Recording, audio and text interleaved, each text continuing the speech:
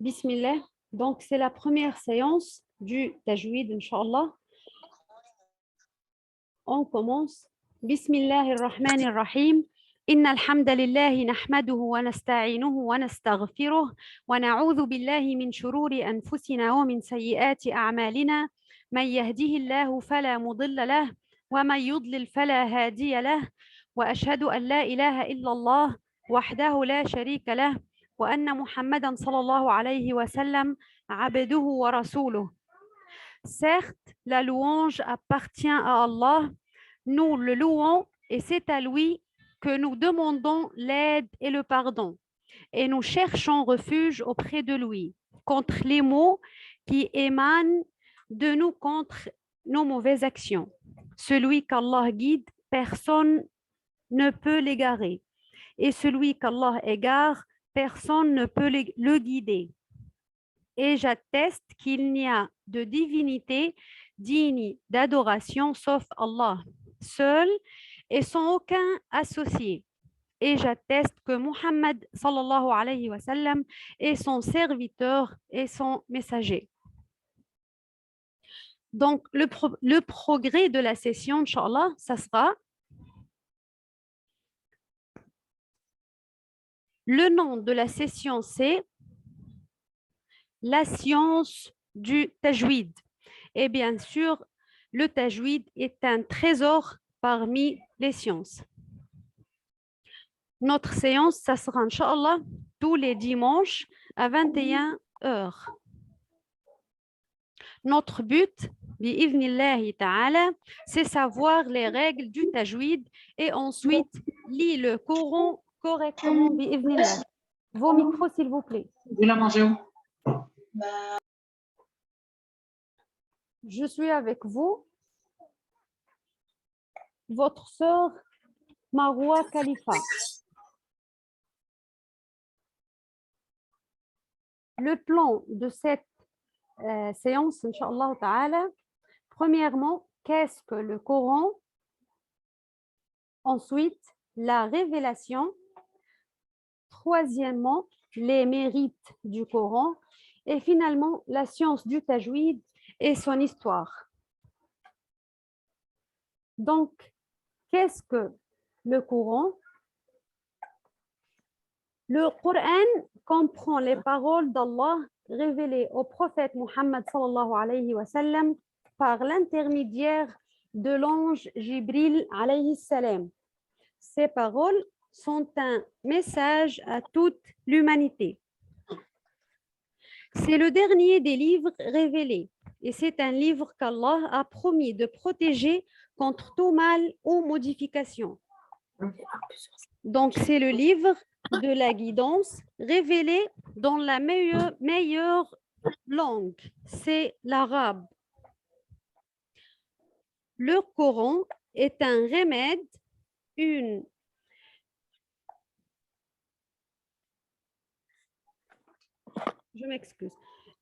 miséricorde et une preuve de foi et de bonne œuvre. Et c'est une lumière pour tous les croyants qui s'y soumettent. Finalement, le Coran est l'une des deux sources qui forment le socle de l'islam. La seconde étant la sunna du prophète Muhammad sallallahu alayhi wa sallam. Donc, le Coran réunit 114 sourates. Il débute par sourate Al-Fatiha et s'achève avec sourate An-Nas. Il contient 30 juz ou parties et chaque juz regroupe 2 ahzab, donc plusieurs de hizb. Donc, il regroupe 30 juz et 60 hizb. Il contient plus de 6000 versets, ayats, et plus de 77 000 mots, représentant un total de 323 000 lettres. La plus longue sourate, c'est sourate Al-Baqarah, c'est la deuxième sourate, et la plus courte est sourate Al-Kawthar, la 108e sourate. Donc la révélation, le Coran n'est pas révélé au prophète Muhammad sallallahu alayhi wa sallam en une seule fois. Allah le révéla progressivement sur une période d'environ 23 ans. Le prophète Muhammad sallallahu alayhi wa sallam avait 40 ans lors du début de la révélation et il avait 63 ans quand elle s'acheva. Les premiers versets du Coran à être révélés furent les 5 premiers de la sourate Al-Falaq. أعوذ بالله من الشيطان الرجيم بسم الله الرحمن الرحيم اقرأ باسم ربك الذي خلق خلق الإنسان من علق اقرأ وربك الأكرم الذي علم بالقلم علم الإنسان ما لم يعلم. Donc, d'après la majorité des savants, le dernier verset à être révélé au prophète sallallahu alayhi wa sallam fut la ayah 281 de sourate Al-Baqarah. Donc, d'après la majorité des savants, le Coran fut révélé en 3 étapes. La première, c'est la transcription de la parole d'Allah dans la table ou la tablette préservée, Al-Lawh Al-Mahfouz. La deuxième étape, c'est la révélation du Coran par Allah au ciel le plus proche lors du noble mois du Ramadan. La troisième et dernière étape, c'est la révélation du Coran au prophète par l'intermédiaire de l'ange Jibril alayhi salam ou Gabriel, et c'est lors de cette étape qu'il fut révélé par partie. La révélation du Coran par étapes comporte certains avantages, comme celui d'avoir permis au prophète sallallahu alayhi wa sallam de renforcer sa détermination contre les non-croyants, d'en avoir simplifié la mémorisation et la compréhension par les compagnons et d'avoir prouvé la véracité du prophète sallallahu alayhi wa sallam.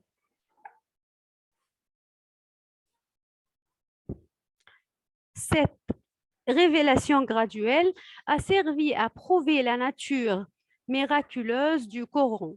Les lois de l'islam ont pu être révélées de façon progressive et le processus de la révélation est facilité pour le prophète alayhi salatu wassalam. Donc, on va voir les bienfaits religieux d'apprendre le Coran et de l'enseigner. Donc, premièrement, la multiplication de la récompense.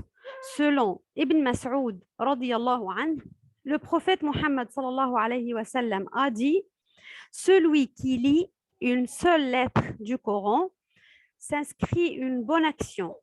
Et la bonne action a 10 fois son salaire. Je ne dis pas que Alif, Lam, Mim constitue une seule lettre, mais bien qu'Alif est une lettre, Lam est une lettre et Mim est une lettre. من قرأ حرفا من كتاب الله فله حسنة والحسنة بعشر أمثالها لا أقول ألف لام ميم حرف ولكن ألف حرف ولام حرف وميم حرف. Donc si le lecture est récomposé de 30 bonnes actions pour avoir lu Alif Lam Mim, qu'en serait-il si on lisait davantage? La deuxième mérite, l'élévation dans les degrés du paradis. Selon Abdullah ibn Amr ibn al-As, radiyallahu anhu, le prophète sallallahu alayhi wa sallam a dit « On dira au lecteur assidu du Coran, lis et élève-toi, récite clairement comme tu le fais dans le bas monde, car car ta demeure te sera fixée au dernier verset que tu liras.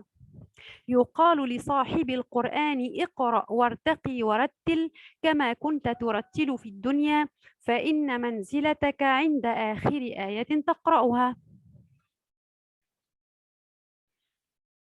La troisième, c'est l'intercession du Coran pour les lecteurs assidus.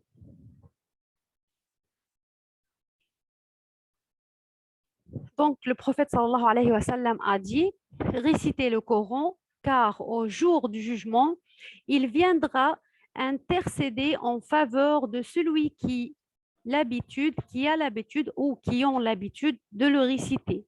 اقرأوا القرآن فإنه يأتي يوم القيامة شفيعا لأصحابه. Donc, l'apprentissage du Coran et son enseignement. Selon Othman ibn Affan radiallahu anhu, que le prophète sallallahu alayhi wa sallam a dit, le meilleur d'entre vous est celui qui a appris le Coran, il a enseigné. خيركم من تعلم القرآن وعلمه. Et l'apprentissage du tajwid rentre bien sûr dans l'apprentissage du Coran, comme l'ont dit les savants. La lecture est mérite. Selon Aïcha, le prophète sallallahu alayhi wa sallam a dit, celui qui excelle dans la lecture du Coran sera réuni avec les anges nobles et vertueux.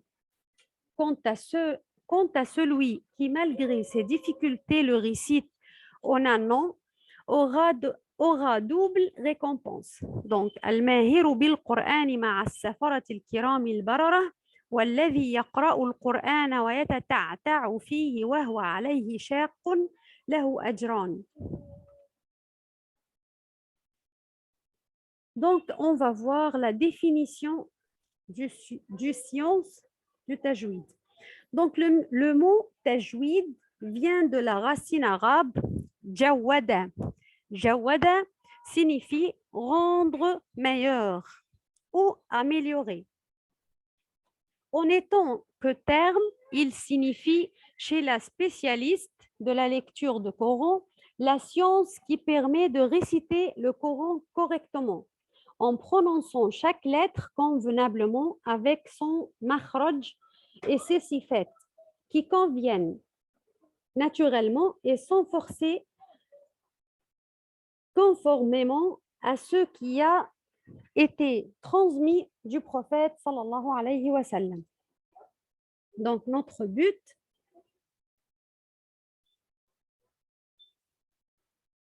le but de l'apprentissage du tajwid est de préserver le lecteur, le commettre des erreurs dans sa récitation du Coran afin de plaire à Dieu le Très-Haut. Troisièmement, le précurseur du tajwid. Le premier qui a instauré cette science de manière pratique est notre prophète alayhi salatu wassalam, est envoyé Muhammad qu'il a reçu de l'archange Gabriel alayhi salam, qui lui-même l'a reçu de Dieu.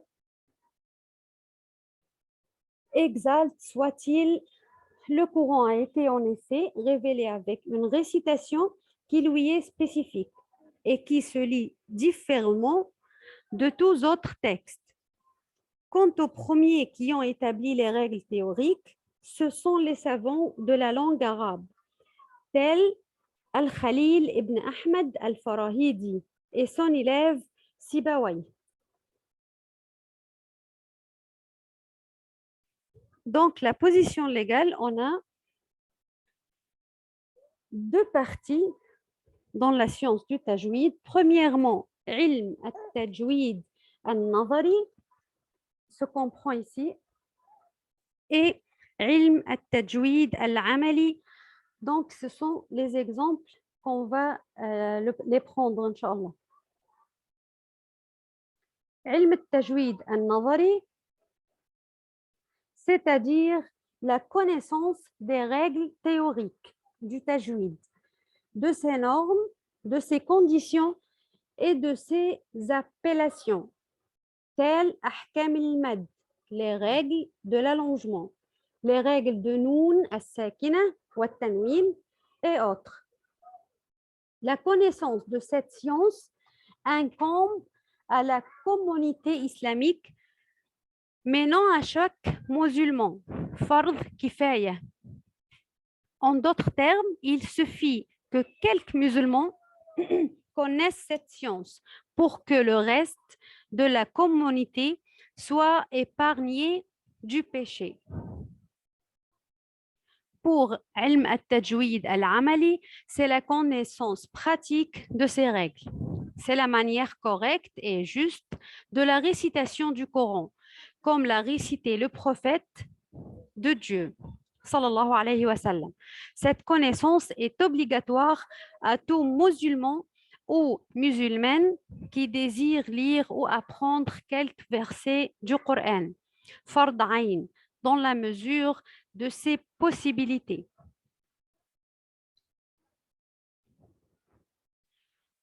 Donc, on s'arrête là. Alhamdulillah.